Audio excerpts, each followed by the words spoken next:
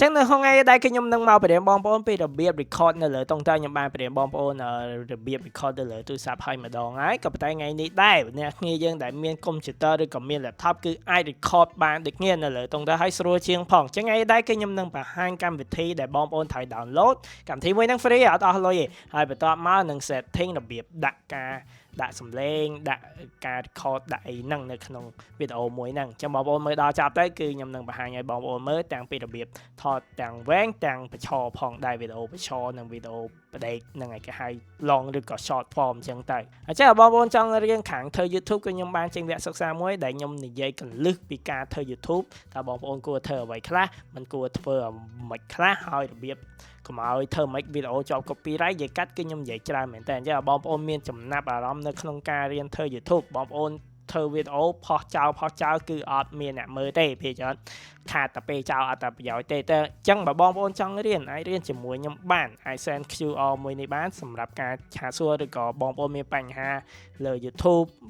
មានបញ្ហានេះឬក៏មានចម្ងល់អីពាក់ព័ន្ធនឹងជាមួយ YouTube អាចសួរខ្ញុំបានអស់គ្នា send QR នេះទៅក៏ប៉ុន្តែខ្ញុំអត់ចែកចំណេះដឹងអស់របស់ខ្ញុំហ្នឹងគឺដោយ free ទេបងប្អូនអញ្ចឹងគឺខ្ញុំគិតលុយអញ្ចឹងកុំឲ្យខាត់ពេលវេលាយូរយើងចូលទៅវីដេអូយើងទាំងអស់គ្នាបាទអញ្ចឹងពេលដែលបងប្អូនបើកតុងតើរួចគឺបងប្អូនចូល Chrome ក៏បានចូល Google Edge ក៏បានចូលមួយណាក៏បានដែរនិយាយកាត់គឺយើង download កម្មវិធី OBS Studio ហ្នឹងហើយគឺចុចកន្លែងហ្នឹងមកនេះគឺ OBS ហ្នឹងហើយគឺខាងលើក្បាលខ្ញុំហ្នឹងអ្នកគ្នាបាទគឺចុចអាហ្នឹងមកអញ្ចឹងអានេះលើស្ថិតនៅលើទូប្រភេទតុងតើបងប្អូនប្រើអីគេប្រើ MacBook download អា macOS បើបងប្អូនប្រើតុងតើ PC ដូចខ្ញុំណាហៅពួកអា Windows នេះគឺ download Windows តែបើសិនជាបងប្អូនមានតុងតើដូចខ្ញុំដែរតែដាក់ software ស្អីគេរូប Penguin នេះខ្ញុំអត់ចេះហៅឈ្មោះហ្នឹងឯង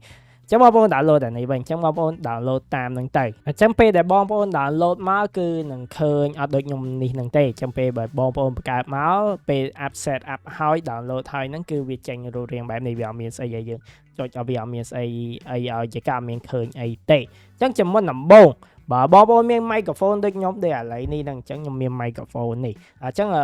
បើបងប្អូនអត់មាន microphone ទេគឺពិបាកនឹងការ record បញ្ចូលសំឡេងមែនតែបងប្អូនអ្នកដែល record លើអេក្រង់ឬក៏ record តា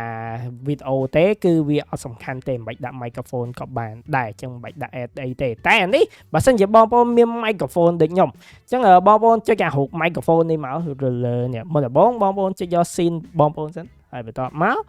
ចុចបូកនេះមកចុចកន្លែងលេខបូកនេះមកហើយតមកនឹងមាន audio input ហ្នឹងហើយអញ្ចឹងវានឹងមាន microphone ហើយអញ្ចឹងឧទាហរណ៍ខ្ញុំដាក់នេះមួយហើយបន្ទាប់មកបងប្អូនចេញមកចេះអញ្ចឹងពេលដែលបងប្អូនដោត microphone ចូលតុងតើ microphone បងប្អូននឹងមានឈ្មោះហើយអញ្ចឹងរកឈ្មោះ microphone ហ្នឹងមកអញ្ចឹងឈ្មោះ microphone ខ្ញុំគឺ PD 200X ហ្នឹងនេះគឺយើង add វាមកចឹងកន្លែងនេះគឺមាននេះគឺសំឡេងខ្ញុំនិយាយនេះគឺវា load សំឡេងហ្នឹងមកហើយបើសិនជាបងប្អូនចង់ record ដាក់អេក្រង់ណាហា record បងប្អូនឃើញខ្មៅនេះទេអាកន្លែងនេះកន្លែងខ្មៅទេអញ្ចឹងយើងត្រូវការឲ្យគេឃើញអេក្រង់យើងអញ្ចឹងឧទាហរណ៍បងប្អូន add display នេះមកចា display នេះបងប្អូនអាកន្លែងនេះចង់ដាក់ឈ្មោះដាក់ទៅហ្នឹងហើយកន្លែងនេះចង់ដាក់ឈ្មោះដាក់ទៅហ្នឹងហើយឥឡូវខ្ញុំធ្វើការ example ទេអញ្ចឹងយើងចុចមកកន្លែងនេះមកគឺយើងបានអេក្រង់ហើយអញ្ចឹងបងប្អូននឹងឃើញអេក្រង់ខ្ញុំហ្នឹងនេះអញ្ចឹងយើងសេរីតិចទៅហើយនេះទំហំខ្ញុំសេរីនេះ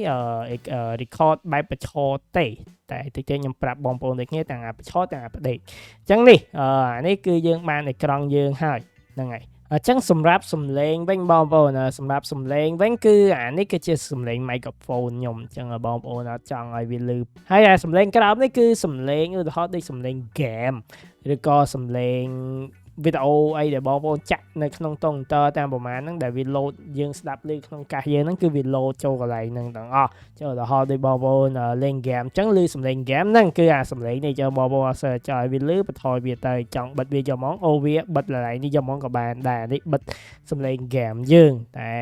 ដាក់វាពាក់កណ្ដាលអីប៉ុណ្នេះមកហ្នឹងហើយសំឡេងយើងហ្នឹងតាមសេរីតាម microphone បងប្អូនដែរអញ្ចឹងសម្រាប់ការ record គឺបងប្អូនកុំចុចលើនេះគឺសម្រាប់អ្នក live game ទេតិចទេខ្ញុំប្រាប់ការ live game ដូចគ្នាយើងអាច live game នៅលើ OBS នឹងបានកម្មវិធីគេហៅកម្មវិធី OBS អញ្ចឹងយើងត្រូវការចុចកន្លែង start record នេះបងប្អូនហ្នឹងហើយចុចកន្លែង start record នេះអានេះខ្ញុំអត់ដឹងស្អីគេទេ start visual camera ខ្ញុំអត់ដឹងស្អីគេទេក៏ប៉ុន្តែខ្ញុំធ្វើការចុច record លើអានេះមួយហ្នឹងហើយ ការ record game Minecraft ហ្នឹងអញ្ចឹងយើងតោះចុចអាហ្នឹងទៅវា record ដែរពេលណាយើងចង់បិទយើងមកចុចលើអាហ្នឹងវិញទៅចាឥឡូវគឺយើងចូល Minecraft យើងទៅមកអញ្ចឹងបងប្អូនឥឡូវនេះឃើញវីដេអូខ្ញុំហ្នឹងបញ្ឆោតប្តីទេក៏តែធៀបប៉ុណ្ណឹងឥឡូវខ្ញុំ record មិញបញ្ឆោតទេចាំខ្ញុំប្រាប់ថាយើងដាក់បញ្ឆោមិនយើងដាក់ប្តីមិនចាឥឡូវនេះគឺយើងចុចថតវាហើយអញ្ចឹងនេះបាទហ្នឹងហើយអញ្ចឹងយើងប៉ុណ្ណឹងបានហើយយើងថតទៅប៉ុណ្ណឹងមកបានហើយតោះមកយើងចុចបិទវាហ្នឹងហើយអានេះគឺជារបៀបចុចបិទឥឡូវយើងទៅមើល file ដែលខ្ញុំបាន record នឹងទាំងអស់គ្នាអញ្ចឹងនេះខ្ញុំហ្នឹងគឺខ្ញុំ record មុនហ្នឹងនេះគឺ clip យើង record មិញហ្នឹងដូចខ្ញុំថាចាអានេះ clip ខ្ញុំដាក់បញ្ឆោទេហ្នឹងហើយតែបងប្អូនដាក់ផ្ដេកក៏ខ្ញុំប្រាប់ដែរតិចទៀតហ្នឹងនេះគឺយើង record បានហើយមិញហ្នឹងយើងដើរមកតិចមួយញឹកហ្នឹងអញ្ចឹងអាការ record មិញហ្នឹងគឺខ្ញុំអត់មានដាក់ webcam មកដាក់អីទេអញ្ចឹងបងប្អូនដែលមានអាកម្មវិធីកាត់បើបងប្អូនចង់ថតហើយដាក់សំឡេងកន្លែងចូលគឺដាក់តា2ហ្នឹងមកគឺបានហើយចុចតា record មកគឺបានហើយតែបងប្អូនចង់ដាក់ webcam ដូចខ្ញុំឥឡូវនេះផ្ទាល់ហ្មងគឺគេមាន setting គេដាក់ផ្សេងទៀតអញ្ចឹងវានៅលើ webcam បងប្អូនអីទេអញ្ចឹងយ៉ាដូចខ្ញុំថាអញ្ចឹងគេមិនមែនមានតែមួយមុខទេគឺគេមានច្រើនមុខណាស់ហ្នឹងហើយអញ្ចឹងនៅក្នុងវីដេអូនេះគឺខ្ញុំនិយាយអាស្រួលទេដាក់តែ2មុខហ្នឹងមកគឺបងប្អូន record បានហើយហ្នឹងហើយគេនៅមាន filter មួយទៀតបើបងប្អូនចង់ញ៉ៃគេមានតទៀតបាទគេអត់មានម៉ានតិចណាគេនៅមាន filter នេះគេនៅមាន filter ទៀតដូចយើងអត់ចង់ឲ្យលឺសំឡេងខ្លាំងពេកបងប្អូនមើលតែអង់គ្លេសតែគឺឃើញបាទគឺវាមានច្រើនមែនតើអញ្ចឹងបងប្អូនចង់រៀនអាខាងធ្វើឲ្យហាបែបគេហៅថា professional ហើយយើងដាក់ឲ្យលយដែរអញ្ចឹងគេមាន setting គេច្រើនណាស់ហើយខ្ញុំអត់និយាយអត់ដល់អញ្ចឹងអានេះខ្ញុំគ្រាន់តែបង្ហាញបងប្អូនអាពីសាមញ្ញហ្នឹងទេចាំបងប្អូនតើដាក់បង្កើត scene នេះចូលមកវាមាន scene ហើយស្រាប់ហើយយើងដាក់តាបញ្ចូលសំឡេងយើងនេះមួយបើបងប្អូនមាន microphone ហើយយើងដាក់ថត screen record នឹងអញ្ចឹងមកគឺបានហើយអញ្ចឹងអានេះគឺទូទៅតែម្ដងចាឥឡូវយើងមកមើល setting វាវិញអញ្ចឹងជំនុំដំបូងបងប្អូនចូលមកមើល setting ទាំងអស់គ្នាអញ្ចឹងអានេះយើងអត់ប៉ះទេកន្លែង general នេះកុំប៉ះវាហើយបងប្អូនអ្នក live game ឬក៏ live video អីនៅលើ Facebook អីចឹងណាគេមានសេរីដូចគ្នាគឺកន្លែងនេះតែវីដេអូមួយនេះគឺមិនមែនសម្រាប់បងប្អូនអ្នក live game ទេគឺសម្រាប់អ្នក record game ចឹងខ្ញុំអត់និយាយកន្លែង stream នេះទេអញ្ចឹងយើងចូលមកកន្លែង output បងប្អូនអញ្ចឹងនេះគឺជាកន្លែងដែលបងប្អូនត្រូវមើលប្រភេទតង់តើខ្លួនឯងថាតង់តើខ្លួនឯងអូសរួចឬអូសមិនរួចចឹងទៅហ្នឹងហើយអញ្ចឹងបងប្អូនចូលមកកន្លែង record អានេះដូចថាអញ្ចឹងពាក្យ streaming នេះគឺបានន័យថាសម្រាប់អ្នក live ទេអ្នក live game អ្នក live Facebook អីចឹងទៅហ្នឹងអញ្ចឹងយកប៉ះពាល់វាទេគឺបងប្អូនមកប៉ះពាល់កន្លែង record អញ្ចឹងបងប្អូនគេមាន2គេមាន simple អញ្ចឹងបងប្អូនចូលមកគឺនឹងឃើញពាក្យ simple នេះហើយ simple មួយនេះគឺកុំប្រើបងប្អូនហ្នឹងហើយកុំប្រើ simple នេះគឺវាសាមញ្ញពេកពាក្យថា simple ហ្នឹងគឺសាមញ្ញបាទអញ្ចឹងយើងយកពាក្យ advanced មកវិញហ្នឹងហើយ advanced ចេះវាល្អជាងអញ្ចឹងជាមុនដំបូងគឺបងប្អូន record ហើយអា file record យើងហ្នឹងវានឹងចូលទៅក្នុងតុងតើយើងហើយអញ្ចឹងបងប្អូនត្រូវការបង្កើត file មួយឧទាហរណ៍ដូចខ្ញុំមាន file ហើយស្អែនេះខ្ញុំបង្កើត file ហើ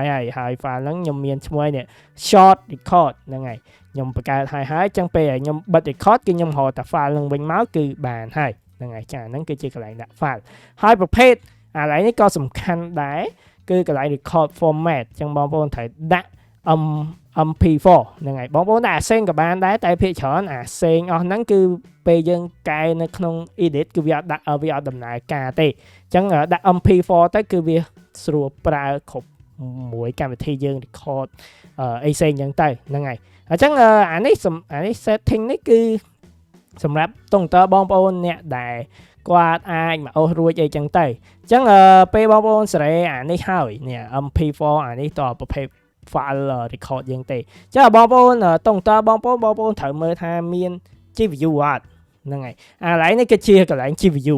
អញ្ចឹងបងប្អូនអត់មាន GVU ទេបងប្អូនអត់ស្គាល់ GVU អីគេទេគឺចប់ហើយតុងតើបងប្អូនគឺ record game អត់ចង់ទៅមុខទេហ្នឹងហើយតែបងប្អូនស្គាល់ពាក្យ GVU បានន័យថាបងប្អូនដឹងថាតុងតើខ្លួនឯងអាចអូបានហើយអញ្ចឹងនេះ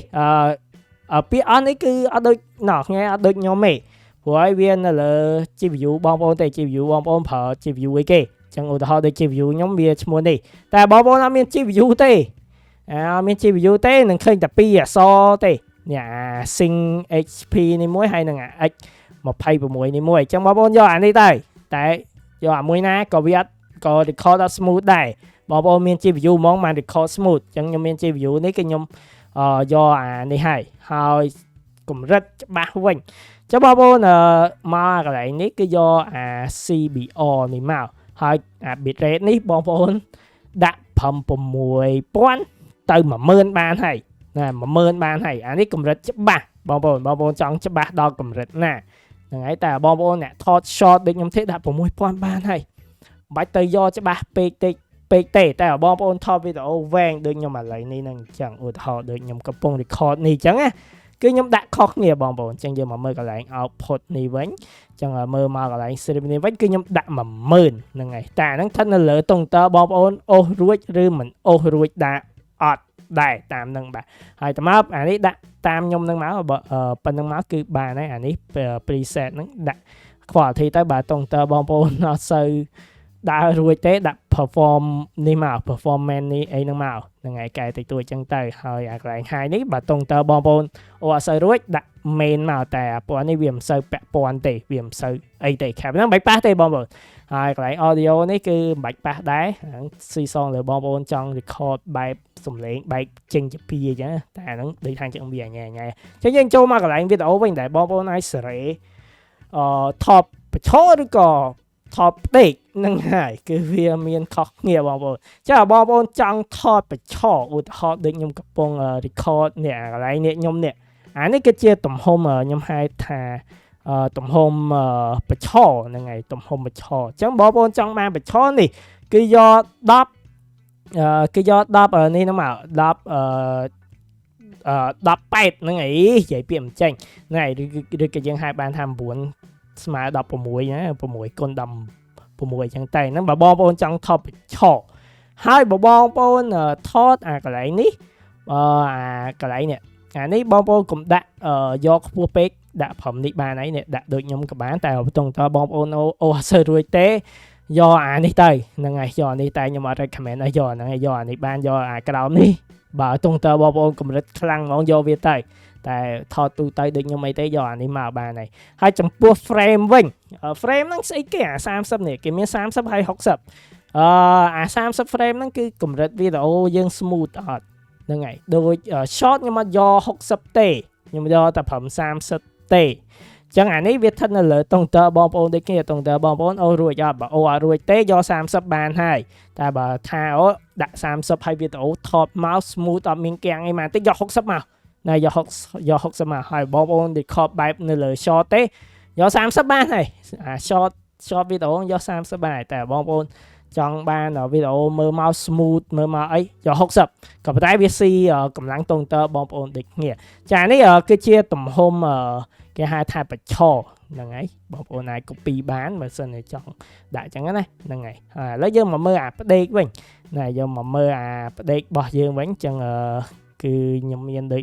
ឡៃនេះដូចគ្នាអូសមកតិចសិននេះបានហើយចាបងប្អូនចង់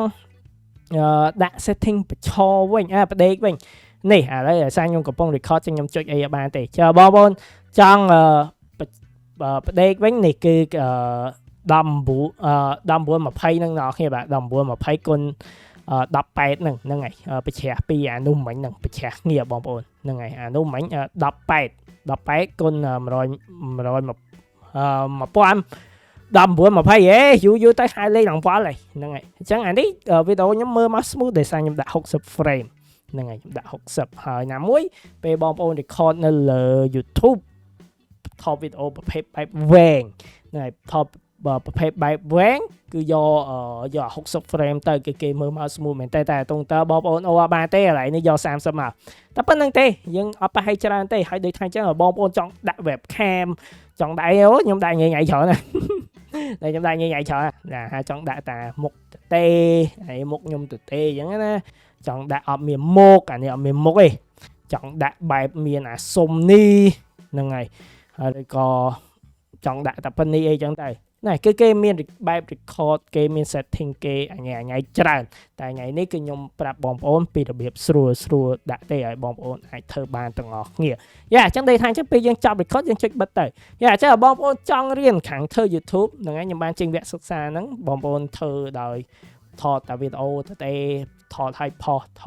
សគឺអត់មានអ្នកមើលគឺអត់បានផលប្រយោជន៍អីមកវិញក្រៅពីខាតពេលវេលាទេណែចាំបងប្អូនធ្វើ YouTube ធ្វើឲ្យបានត្រឹមត្រូវបើមានអ្នកមើលអញ្ចឹងខ្ញុំបានចេញវគ្គសិក្សាហ្នឹងគឺដើម្បីបញ្ចូលបងប្អូនគឺអាចចំណុចអស់ហ្នឹងតែយើងគួរធ្វើវីដេអូបែបម៉េចតែយើងធ្វើបែបម៉េចដើម្បីមានអ្នកមើលហើយនឹងអ្វីដែលគួរធ្វើហើយមិនគួរធ្វើដូចគ្នាចាបងប្អូនចង់រៀនអាច send QR នេះបានដើម្បីចោះឈ្មោះចូលរៀនជាមួយខ្ញុំតែបញ្ជាក់ប្រាប់មួយគឺអត់ដោយឥតគលុយទេគឺគលុយបាទយ៉ាចឹងឯងគឺមានប៉ុណ្្នឹងទេវីដេអូមួយនេះខ្ញុំព្យាយាមធ្វើសម្រួលហើយខ្ញុំរៀននិយាយច្រើនតិចចឹងសូមតោផងគ្នាយើងដោយសារខ្ញុំព្យាយាមនិយាយឲ្យបានស្រួលបញ្យល់ចឹងដែរយ៉ាចឹងឯងមានប៉ុណ្្នឹងទេបាទអរគុណច្រើនបានមើលបាទជួបគ្នានៅវីដេអូផ្សេងទៀតបាទ